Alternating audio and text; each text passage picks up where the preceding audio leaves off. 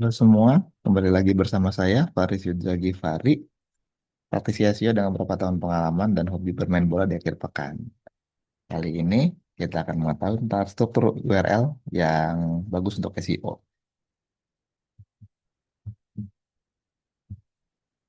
Nah, kenapa sih URL ini penting ya bagi SEO ya? Pertama, dari user experience, jadi URL itu perlu deskriptif untuk membantu user memprediksi apa sih isi lamannya sebelum bukanya.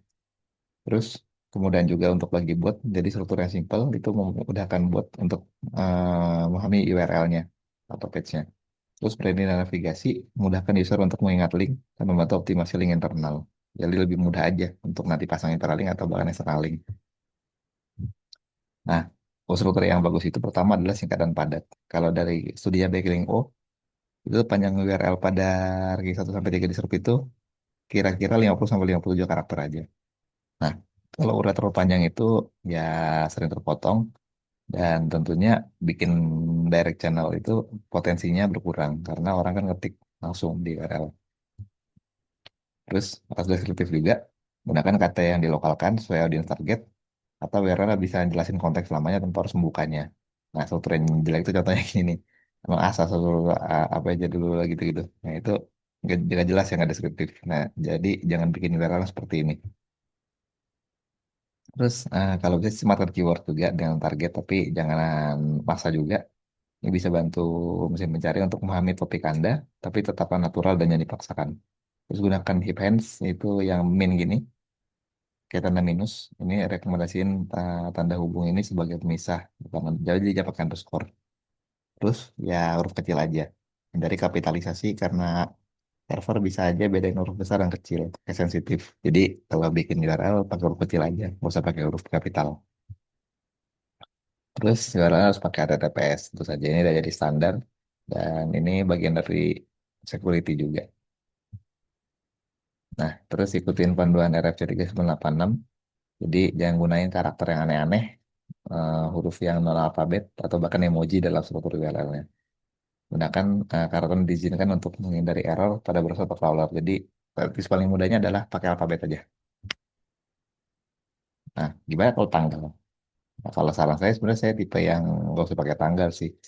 Jadi ini untuk kasih kesan juga kalau evergreen dan tentunya ya meskipun sebenarnya mungkin tahu sih ke tanggal publisnya berapa, tapi user yang lihatnya kan belum tentu ini, tapi belum tentu kita nggak untuk nipu ya, ya untuk kasih tahu kok ini evergreen aja. Dan tentunya refresh itu termasuk dalam kredibilitas juga penilaian dan bagusnya sih di refresh juga kontennya jangan tanggalnya doang. Dan tentunya saya nggak rekomend juga untuk refresh tanggal.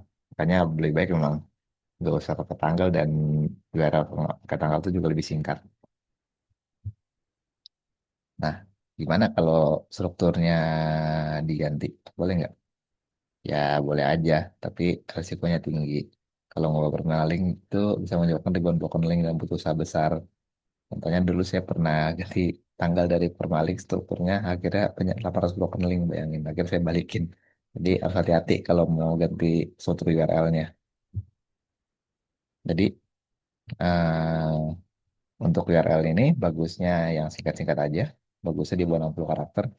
Pakai huruf kecil, pakai tanda hubung hyperlink, bukan pakai min tapi bukan yang underscore, pakai TTPS dan pakai emoji atau karakter aneh, dan tentunya deskriptif.